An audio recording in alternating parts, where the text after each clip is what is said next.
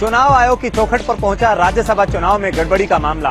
कांग्रेस ने आर के आनंद को साथ लेकर चुनाव आयोग के सामने दर्ज कराई शिकायत, दोबारा चुनाव करने की मांग। राज्यसभा चुनाव में 14 वोट रद्द होने का मामला अब चुनाव आयोग की चौखट तक पहुंच गया है। कांग्रेस ने इस मामले में अपनी शिकायत आयोग के सामने दर्ज करा दी है।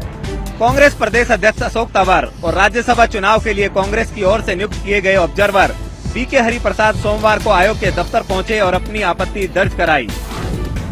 इलेक्शन कमीशन को हमने इंक्वायरी के लिए बोला क्योंकि सारे बहुत क्लियर एविडेंसेस इस पूरे मामले में हैं और इसके ऊपर उन्होंने पूरी गंभीरता के साथ सारे बिल्कुल मैं समझता हूं कि पूरी इंक्वायरी हो, चुनाव रद्द हो, दोबारा दोनों सीटों के लिए चुनाव हो, ये हमने मांग करी। सारे एमएलए जो कांग्रेस का डायरेक्शन था वो ये इंडिपेंडेंट कैंडिडेट आनंद को वोट दिया है मेरे को दिखा के, उससे ज्यादा गवाही नहीं चाहिए।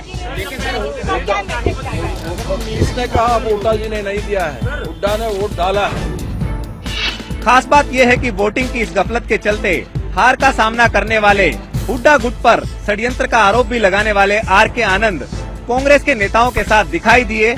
आनंद ने भी नए सिरे से चुनाव करवाने की मांग की। हमने इलेक्शन कमीशन के सामने बहस करके बता दिया है कि इस केस में फ्रॉड हुआ है, कॉन्स्पिरेसी से प्लान किया गया है टू हाईजैक द इलेक्शन। किस जगह से पेन की रिप्लेसमेंट हुई है, किसने की है, किस पॉइंट पे की है, कब दोबारा पेन चेंज हुआ है, कौन सा पेन लगा था, कौन सा चेंज हुआ, पूरा एक्सप्लेन किया है।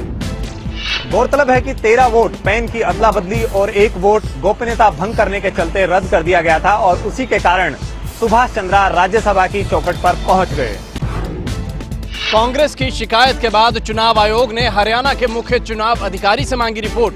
सभी तथ्यों को देखने के बाद फैसला करेगा आयोग। कांग्रेस की ओर से वोटिंग के दौरान गड़बड़ी की शिकायत पर मुख्य चुनाव आयुक्त ने एक्शन ले लिया है। मुख्य चुनाव आयुक्त नसीम जैदी ने राज्य चुनाव आयोग से राज्यसभा चुनाव में हुई कथित गड़बड़ियों को लेकर रिपोर्ट तलब कर ली है। मुख्य चुनाव आयुक्त ने साफ कर दिया है कि इस मामले में कोई भी जल्दबाजी नहीं की जाएगी और सभी तथ्यों को देखने और परखने के बाद ही कोई फैसला किया जाएगा।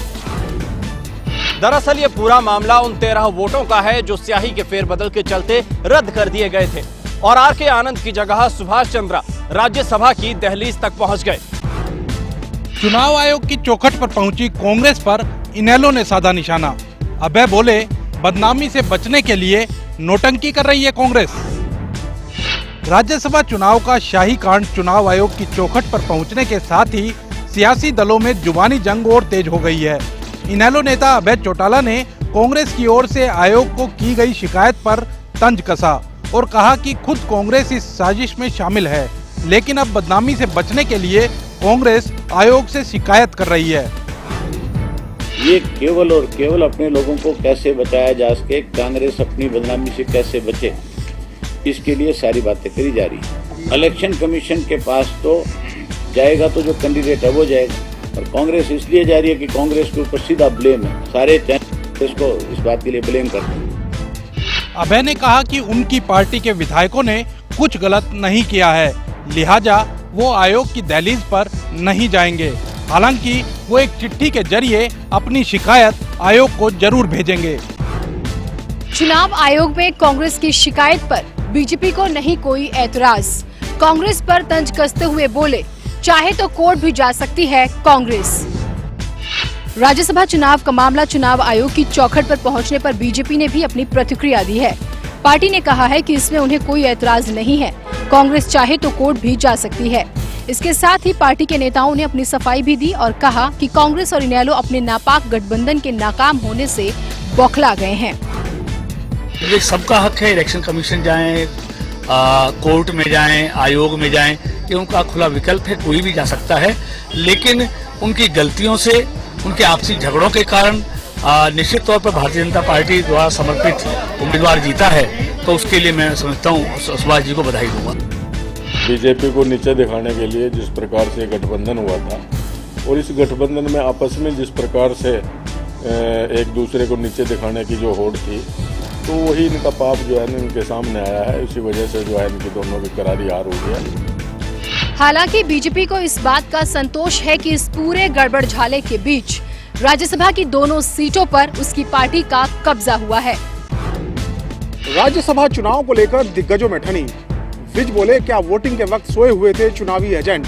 अभय का जवाब, बयानबाजी करने के बजाय वोटिंग की वीडियोग्राफी जारी करवाए सरकार।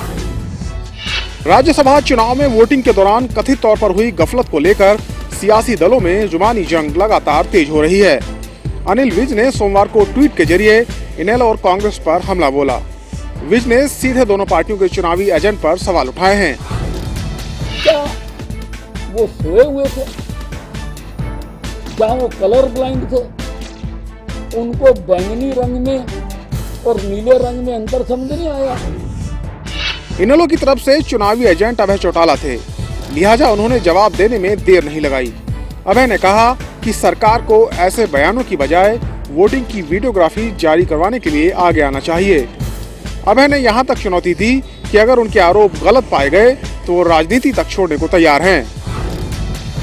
उस पूरी की पूरी सीडी को, जिसके अंदर एक एक विधायक के वोट डालने की रिकॉर्डिंग है, उसको दिखाया जाए। अगर वो सार्वजनिक नहीं दिखा सकते तो फिर मैं एक और कहना चाहूँगा, 4 कोई भी प्रेस के साथी बैठा दिया जाए और उनके सामने उस वीडियोग्राफी को दिखा दिया जाए। अगर वो प्रेस के साथी आकर के बाहर हमें ये कह देंगे कि उस वीडियोग्राफी में कुछ ऐसा नहीं था, तो मैं राजनीति छोड़ दूंगा। दरअसल इस मामले में सवाल कई हैं और तमाम दलों की भूमिका इन सवालों के घेरे में है, लेकिन सियासत की स्याही का सियासत आखिरकार क्या है, इस बात का जवाब फिलहाल किसी के पास नहीं है। बीजेपी विधायक असीम गोयल ने फिर बोला अभय चौटाला पर हमला। कहा यह अभय चौटाला नहीं, असत्य चौटाला है। राज्यसभा चुनाव की वोटिंग के दौरान पैन बदलने के आरोपों का सामना कर रहे अंबाला सिटी से विधायक असीम गोयल इनेलो पर लगातार हमले बोल रहे हैं। असीम गोयल ने अब अभय पर झूठ बोलने का आरोप लगाते हुए उन्हें अपना नाम बदलने की सलाह दी है। अभी तुरंत प्रभाव से इनकी माता जी, इनके पिताजी इस दुनिया में हैं, चौधरी अभय सिंह चौटाला की बजाय इनका नाम चौधरी असत्य चौटाला कर देना चाहिए। और क्योंकि जितना निराधार, जितना बेसलेस आरोप ये है, यही सिर्फ आरोप की बात ना करूं तो पूरे 1.5 साल का जब से लीडरशिप संभाली है, अपनी बातों से कितनी बार ये पीछे हटे हैं। ये बात इसीलिए मेरा मानना है कि अभय सिंह चौटाला की बजाय इनका नाम असत्य चौटाला कर देना चाहिए। असीम गोयल ने इस पूरे विवाद को एक जातीय रंग देने की भी कोशिश की। असीम के मुताबिक क्योंकि वह और सुभाष चंद्र एक जाति विशेष से ताल्लुक रखते हैं, इसलिए अभय उन्हें निशाना बना रहे हैं। जाट आरक्षण पर लगी रोक पर सरकार और जाटों को फिलहाल नहीं मिली राहत। अब 17 जून को होगी मामले की सुनवाई। जाट समेत 6 जातियों को मिले आरक्षण पर लगी अंतिम रोक को लेकर पंजाब और हरियाणा हाई कोर्ट में सरकार को कोई राहत नहीं मिली है। दरअसल सरकार ने अपना जवाब 10 जून को ही फाइल कर दिया था, लेकिन जवाब लिस्टेड नहीं होने की वजह से मामले में सुनवाई 17 जून तक के लिए स्थगित हो गई। गौरतलब है कि 6 जून को ही पिछली सुनवाई के दौरान अदालत ने जाट आरक्षण पर स्टे हटाने से इनकार कर दिया था और सभी पक्षों से 10 जून तक अपने अपने जवाब दाखिल करने के आदेश दिए थे।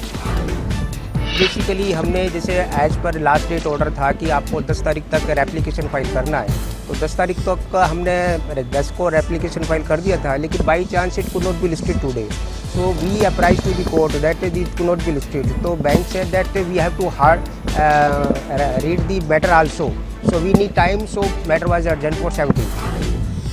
सरकार ने दलील दी है कि आरक्षण पर स्टे के कारण हरियाणा में कई नौकरियों पर हो रही भर्ती और शिक्षण संस्थानों में हो रहे दाखिले प्रभावित हो रहे हैं। बहरहाल अब इस मामले में सुनवाई 17 जून को होनी है। प्रदेश के 12 जिलों में जाटों का शांतिपूर्ण धरना जारी। धरनों पर लगातार बढ़ रही है लोगों की संख्या। बड़ा सवाल, अब कैसे निकलेगा हल? आरक्षण सहित तमाम मांगों को लेकर आंदोलन कर रहे जाटों के धरने करीब 12 जिलों में लगातार जारी हैं। सोमवार को इन लोगों की निगाहें हाईकोर्ट पर टिकी थी, लेकिन हाईकोर्ट में मामला 4 दिनों के लिए स्थगित होने के चलते इन्हें फिर से निराशा हाथ लगी है। हालांकि धरना स्थल पर लगातार बढ़ रही लोगों की तादाद से इनके हौसले बुलंद है। इस बीच कुछ खबरें ऐसी भी हैं कि 15 तारीख को सरकार ने जाट नेताओं को चंडीगढ़ में बैठक के लिए बुलाया है। हालांकि धरनों पर बैठे जाट नेता ऐसी किसी बैठक का न्योता मिलने से इनकार कर रहे हैं।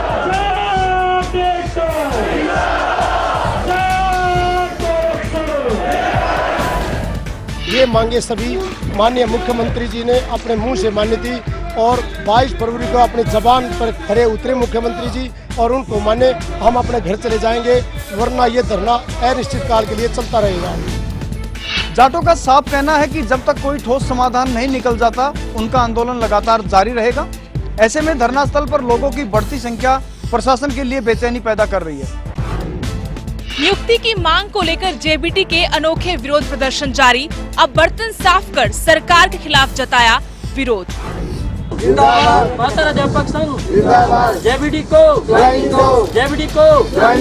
हमारी मांगे। कल भैंस के आगे बीन बजाई और आज लोगों के बर्तन साफ किए। विरोध के लिए नवचयन जेबीटी लगातार अलग अलग तरीके अपना रही है। सोमवार को इन टीचर्स ने एक और अनोखा विरोध प्रदर्शन करते हुए बर्तन साफ कर सरकार के खिलाफ अपनी नाराजगी जताई।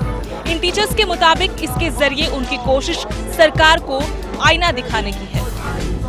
जो हमने ज्वाइनिंग के लिए विरोध प्रदर्शन किया है, आज उसी कड़ी में हमने बर्तन साफ करके अपनी ज्वाइनिंग की मांग की। ये हमारा कार्यकारिणी का निर्णय है कि जब तक ज्वाइनिंग प्रक्रिया शुरू नहीं होती तब तक हम इसी मैदान में यूं ही जमे रहेंगे और जैसे ही हमारी ज्वाइनिंग प्रक्रिया शुरू होती है हम यहाँ से सहर्ष चले जाएंगे। इन अध्यापकों की नियुक्ति का मामला हाई कोर्ट में लंबित है। ऐसे में सरकार भी अपनी असमर्थता जता चुकी है। वहीं इन टीचर्स का कहना है कि जब तक इनको नियुक्ति नहीं मिलती ये यहाँ से नहीं हटेंगे। हरियाणा में नगर परिषद और नगर पालिकाओं के नए अध्यक्ष के चुनाव का सिलसिला हुआ शुरू। फतेहाबाद में भाजपा ने जमाया कब्जा। हाल ही में हरियाणा में हुए 15 नगर परिषद और 28 नगर पालिकाओं के चुनाव के बाद अब इनके अध्यक्ष और उपाध्यक्ष को चुनने का सिलसिला शुरू हो गया है। सोमवार को पहला चुनाव फतेहाबाद में हुआ। यहाँ सर्वसहमति से बीजेपी अपना कब्जा जमाने में कामयाब रही। वार्ड नंबर 23 से पार्षद दर्शन नागपाल चेयरमैन बने और वार्ड नंबर 13 से पार्षद सुनीता रति वाइस चेयरपर्सन चुनी गई है। जिन्होंने मुझे एक मत से सर्वसम्मति से जो मुझे मान सम्मान दिया, मैं उनका तहे दिल से धन्यवाद करता हूँ। पार्टी की तरफ से मैं उनको विश्वास दिलाता हूँ, शहर वासियों को भी और पार्टी को भी, कि मैं उनकी तन मन धन से इतनी सेवा करूँगा कि जहाँ भाजपा का हर गली मोहल्ले में कमल का फूल खिले, मैं सभी को प्यार से साथ लेकर चलूँगा। फतेहाबाद बीजेपी प्रदेश अध्यक्ष बराला का गृह जिला है, लिहाजा परिषद के लिए सर्वसहमति बनाने में बराला ने अहम भूमिका निभाई है।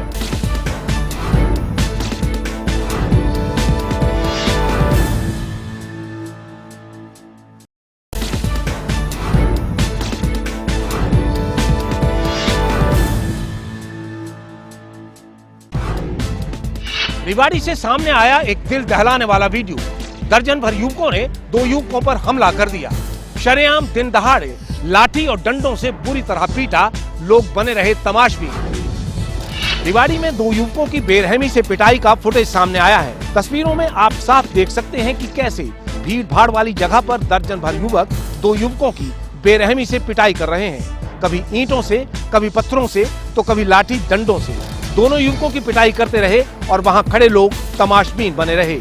न किसी ने उन्हें रोकने की जहमत उठाई, न ही पुलिस को बुलाने की, और घंटों मार पिटाई का यह सिलसिला तमाशबीन भीड़ के सामने चलता रहा। दरअसल रेवाड़ी के बावल इलाके में कांकड़ी गांव और साजरपुर गांव के 2 युवकों के बीच किसी छोटी सी बात को लेकर कहासुनी हुई थी, लेकिन 4 जून की दोपहर दिलीप और बलजीत अपने प्लाट पर बैठे हुए थे। उसी वक्त कांकड़ीपुर गांव के करीब दर्जन भर लोगों ने उन पर हमला कर दिया और उन्हें तब तक पीटते रहे जब तक वो बेहोश नहीं हो गए, और बाद में दोनों को गड्ढों में डालकर चले गए। दर्जन भर युवकों द्वारा अंजाम दिए गए इस कातिलाना हमले को लेकर पुलिस ने सिर्फ मारपीट का मामला दर्ज किया है, जबकि जख्मी युवक अस्पताल में जिंदगी और मौत की जंग लड़ रहे हैं। सिरसा में पुलिस हिरासत में युवक की मौत, परिवार वालों ने उठाए खाकी पर सवाल, जांच की मांग। कालावाली की सिंहपुरा चौकी में एक युवक की मौत हो गई। दरअसल सिंहपुरा चौकी पुलिस ने हांसी निवासी संदीप और उसके 2 दोस्तों को संदेह के आधार पर कुछ नकदी सहित हिरासत में लिया था। आरोप है कि हिरासत में लेते ही तीनों के मोबाइल पुलिस ने बंद करवाकर कब्जे में ले लिए और उनके परिजनों को सूचित नहीं किया गया। रात को संदीप की संदिग्ध परिस्थितियों में मौत हो गई। मृतक के परिजन अब पुलिस पर संगीन आरोप लगा रहे हैं। सिर्फ उन्होंने तो बॉन्ड हुआ है, मोटरसाइकिल चलान काटो, कितना काटना काट लो, हेलमेट का काटना, किसी और चीज़ का काटना काटो, आपका हक ये बनता है, ठीक है। 3 सवारी उनका काटो, लेकिन आप अंदर नहीं ले जा सकते। ले जाओ तो घर वालों को सौंपो। बिल्कुल सर, बिल्कुल कार्रवाई, हम बिल्कुल कार्रवाई करेंगे। हमें तो बिल्कुल गलत लग रहा है ये बात। उधर पुलिस ने सफाई देते हुए मृतक संदीप के परिवार द्वारा लगाए गए आरोपों को नकार दिया और कहा कि संदीप को ना तो अवैध रूप से पुलिस हिरासत में रखा गया और ना ही उसके इलाज में किसी तरह की कोई कोताही बरती गई। पलवल पुलिस ने 24 घंटे में सुलझाई अपहरण की गुत्थी। किडनैप किया गया रवि सुरक्षित बरामद, 2 बदमाश गिरफ्तार, 3 फरार। पलवल पुलिस ने अपहरण के एक मामले को 24 घंटे में सुलझाने का दावा किया है। पुलिस के मुताबिक रविवार को बदमाशों ने बडराम गांव के 19 साल के रवि का अपहरण किया था और परिजनों से 50,000 की मांग करते हुए फिरौती न देने पर रवि को जान से मारने की धमकी दी थी। पुलिस रवि के परिजनों के साथ अपहरणकर्ताओं की बताई हुई जगह पर पहुंची और मौके से 2 अपहरणकर्ताओं को गिरफ्तार कर लिया। हालांकि 3 बदमाश भागने में कामयाब रहे, वहीं रवि को सकुशल बरामद कर लिया गया। गिरफ्तार किए गए युवकों का नाम राहुल और जयप्रकाश है। पुलिस का दावा है कि जल्द ही इनके बचे हुए 3 साथियों को भी गिरफ्तार कर लिया जाएगा। रेवाड़ी में एक तरफा प्यार में सिरफरे आशिक की करतूत, युवती को घायल कर की आत्महत्या की कोशिश। रेवाड़ी के हंसनगर में एक युवक इंद्रजीत ने एक युवती को चाकू मारकर घायल कर दिया, जिसके बाद खुद जहरीला पदार्थ खाकर आत्महत्या करने की कोशिश की। बताया जा रहा है कि युवती सुबह ऑफिस जा रही थी, तभी इंद्रजीत ने इस वारदात को अंजाम दिया। वहीं आरोपी इंद्रजीत पुलिस को बेहोशी की हालत में मिला। मामला एक तरफा प्यार का बताया जा रहा है। दोनों युवक युवती हंसनगर के ही रहने वाले हैं। फिलहाल दोनों अस्पताल में भर्ती है और पुलिस ने केस दर्ज कर मामले की जांच शुरू कर दी है।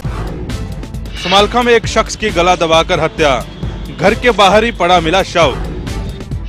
समालखा के गांव झट्टीपुर में एक 38 साल के जोगेंद्र नाम के शख्स की गला दबाकर हत्या कर दी गई। मृतक का शव घर के बाहर चारपाई पर पड़ा मिला। बताया जा रहा है कि जोगेंद्र घर के बाहर भेड़ बकरियों की रखवाली के लिए सोया हुआ था। मृतक की पत्नी के मुताबिक जोगेंद्र का किसी से कोई विवाद नहीं था। फिलहाल मृतक के परिजनों के बयान के आधार पर पुलिस ने अज्ञात लोगों के खिलाफ केस दर्ज कर जांच शुरू कर दी है। मृतक जोगेंद्र पेशे से दिहाड़ीदार मजदूर था और भेड़ बकरियां चराकर अपने घर का गुजारा करता था। सोनीपत में दहेज प्रताड़ना से तंग आकर विवाहिता ने फंदा लगाकर दी जान, पति समेत 5 पर केस दर्ज। दिल्ली की मोनिका की शादी साल 2010 में गोपालपुर निवासी जगदीप के साथ हुई थी। आरोप है कि शादी के बाद से ही उसके साथ दहेज की मांग को लेकर मारपीट की जाती थी, जिससे तंग आकर मोनिका ने फंदा लगाकर अपनी जान दे दी। मोनिका के परिजनों ने पुलिस में मामला दर्ज करवा दिया है। पुलिस ने मोनिका के परिजनों की शिकायत पर मामला तो दर्ज कर लिया है, लेकिन अभी तक किसी की भी गिरफ्तारी नहीं हो पाई है। गोहाना में दिखा रफ्तार का कहर, तेज रफ्तार कैंटर ने 2 बाइकों को मारी टक्कर। हादसे में मामा भांजे सहित 3 की मौत। गोहाना में हुए एक दर्दनाक सड़क हादसे में 3 लोगों की मौत हो गई, जबकि 3 लोग गंभीर रूप से घायल हो गए। ये हादसा उस वक्त हुआ जब नितिन और राजू, जो कि रिश्ते में मामा भांजे लगते हैं, वो अपनी बाइक पर घर जा रहे थे। तभी किसी अज्ञात कैंटर ने उनकी बाइक को टक्कर मार दी। हादसे में दोनों की मौत हो गई। बाद में कैंटर ने सामने से आ रही एक और बाइक को अपनी चपेट में ले लिया, जिससे रविंद्र नाम के युवक की मौके पर ही मौत हो गई, जबकि रविंद्र की 2 बहनें सोनिया और उसके 2 बच्चे गंभीर रूप से घायल हो गए। फिलहाल हादसे में 3 लोगों की जान लेने वाला कैंटर चालक मौके से फरार है और एक घायल मां और उसके 2 बच्चे इलाज के लिए अस्पताल में भर्ती हैं। अंबाला में यूनियन बैंक ऑफ इंडिया में लगी आग, कई मशीनों और कंप्यूटर समेत सारा सामान जलकर हुआ राख। अंबाला सिटी कोर्ट रोड पर स्थित यूनियन बैंक ऑफ इंडिया में सोमवार सुबह अचानक आग लग गई। आग इतनी तेजी से फैली कि वो बैंक के बाहरी तरफ लगे एटीएम तक भी पहुंच गई, लेकिन गनीमत ये रही कि एटीएम मशीन को ज्यादा नुकसान नहीं हुआ।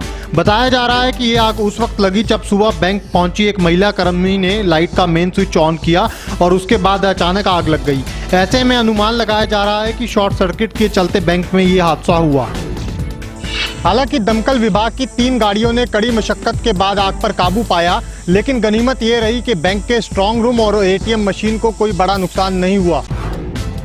भिवानी में रफ्तार का कहर, 2 कारों की आमने सामने टक्कर, 3 की मौत, 3 घायल। भिवानी के गांव जमालपुर के पास रफ्तार का कहर देखने को मिला, जहां 2 कारों के आमने सामने भयानक टक्कर हो गई। इस हादसे में 3 लोगों की मौत हो गई, जबकि 3 लोग घायल हो गए। सूचना मिलने पर पुलिस भी मौके पर पहुंची और शवों को कब्जे में लेकर पोस्टमार्टम के लिए भेज दिया और घायलों को अस्पताल में भर्ती करवाया गया। दोनों परिवारों में से एक परिवार अपने किसी रिश्तेदारी में शोक समारोह में जा रहा था, लेकिन रास्ते में ही हादसे का शिकार हो गया।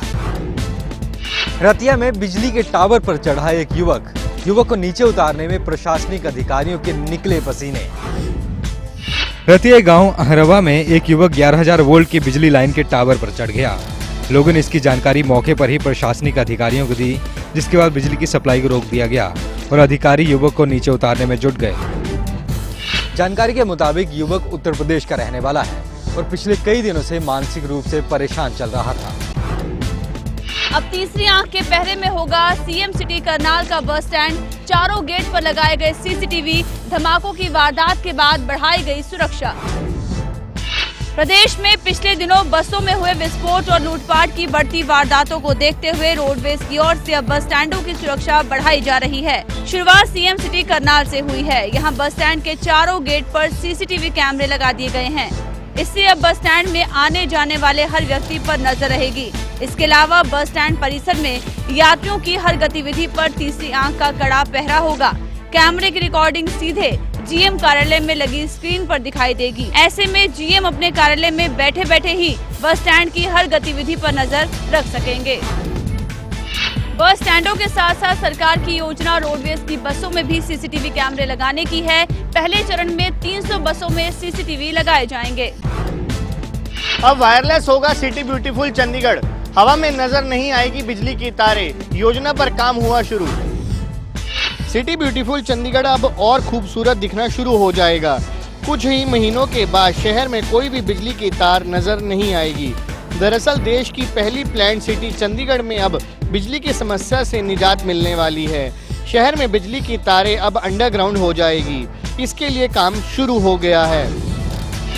ये शुरू हो गया है काम, बिकॉज मेरे ख्याल से 2016 में कोई भी सिटी हो, स्पेशली जो स्मार्ट सिटी हो, उसको मतलब नहीं है कि वो नीचे वायर्स ऊपर ओवरहेड हो। Wires have to be underground. इस योजना के पूरी होने पर शहर की लगभग 850 किलोमीटर लंबी तारें बिजली के खंभों पर नजर नहीं आएगी। सीएम मनोहर लाल ने संगम में लगाई आस्था की डुबकी। पूजा अर्चना कर प्रदेश के लिए की सुख समृद्धि की कामना। इलाहाबाद में बीजेपी की राष्ट्रीय कार्यकारिणी में शामिल होने पहुंचे सीएम मनोहर लाल ने सोमवार को संगम में आस्था की डुबकी लगाई। इस दौरान सीएम ने संगम पर पूजा पाठ भी किया और प्रदेश की सुख समृद्धि की कामना की। गौरतलब है कि पार्टी की राष्ट्रीय कार्यकारिणी में शामिल होने के लिए सीएम रविवार को ही इलाहाबाद पहुंच गए थे। सीएम के अलावा बीजेपी के कई बड़े दूसरे नेताओं ने भी इलाहाबाद में आस्था की डुबकी लगाई। पंचकुला में बाबा रामदेव का योग शिविर जारी। दूसरे दिन भी कई बड़े वीआईपीज को बाबा रामदेव ने सिखाए योग के गुर। पंचकुला के सेक्टर 5 के परेड ग्राउंड में बाबा रामदेव के 3 दिवसीय राज्य स्तरीय योग प्रशिक्षण शिविर का आयोजन किया जा रहा है। शिविर के दूसरे दिन भी कई वीआईपीज और आम लोगों को बाबा रामदेव ने योग के गुर सिखाए। इस दौरान स्वास्थ्य मंत्री अनिल विज, कृष्ण बेदी, श्याम सिंह राणा, ज्ञानचंद गुप्ता समेत कई न्यायाधीश और अफसर भी योगा के आसन करते नजर आए। 21 जून को पूरी दुनिया अंतर्राष्ट्रीय योग दिवस मनाएगी और दुनिया तो योग में सम्मिलित होगी ही। पूरी दुनिया की निगाहें भारत की ओर होंगी। मंगलवार को इस शिविर का आखिरी दिन है और इस दौरान सीएम मनोहर लाल भी बाबा रामदेव के साथ योगा करते दिखाई देंगे। फिल्म उड़ता पंजाब को लेकर अब भी बरकरार है सस्पेंस। पंजाब हरियाणा हाईकोर्ट ने मुंबई में फिल्म की स्क्रीनिंग के दिए हैं आदेश। कोर्ट मित्र से वीरवार तक रिपोर्ट तलब।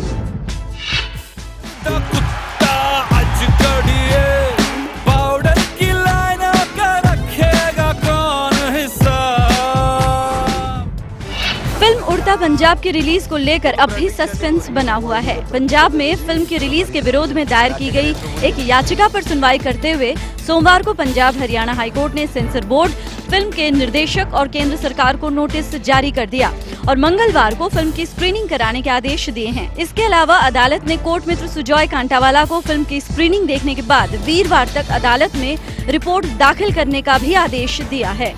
जशनपुरा में जो हो रहा है उसका आइडिया है? अमृतसर का, तरन तारण का, पंजाब का है आइडिया आपको? 2 अलग अलग ड्रग्स है ये, जो सिर्फ प्रिस्क्रिप्शन पे बिकनी चाहिए। पर आप लोगों की मेहरबानी है कि बनाने वाले ये कॉकटेल बना भी रहे हैं और बेचने वाले खुलेआम बेच भी रहे हैं।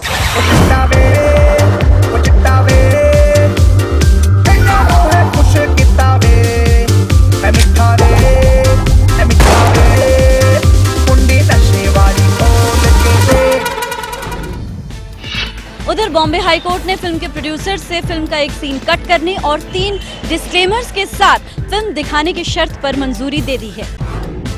भारतीय शूटिंग के गोल्डन बॉय यानी अभिनव बिंद्रा रियो में सबसे बड़ी उम्मीद होंगे और फ्लैग बीरियर भी हैं। अभिनव हमारे साथ मौजूद हैं। अभिनव, फ्लैग बीरियर है रियो ओलंपिक, एक बड़ी अचीवमेंट है। It's a very big honor and I'm very grateful that the country has bestowed that honor on me. I'm looking forward to the Olympic Games. It will be my 5th Games and I'm looking forward to the challenge and to try and do the best that I can and perform well. Thank you. Last question, shooting में अगर बात करें अभिनव का नाम सबसे पहले आता है, लास्ट ओलंपिक आपका है, क्या उम्मीद है आपको कुछ? One always hopes for the best. We live in hope and I'm also hoping for the best. Games पे आपको उम्मीद है जो medals? I think everybody who's qualified has the talent to go all the way, so let's hope for the best. Thank you. Thank you. तो ये थे अभिनव बिंद्रा और उन्होंने उम्मीद जताई है कि शूटिंग के अलावा भारत बाकी जो खेल हैं उनमें भी मेडल आने की उम्मीद है और खुद अभिनव का लास्ट ओलंपिक होगा।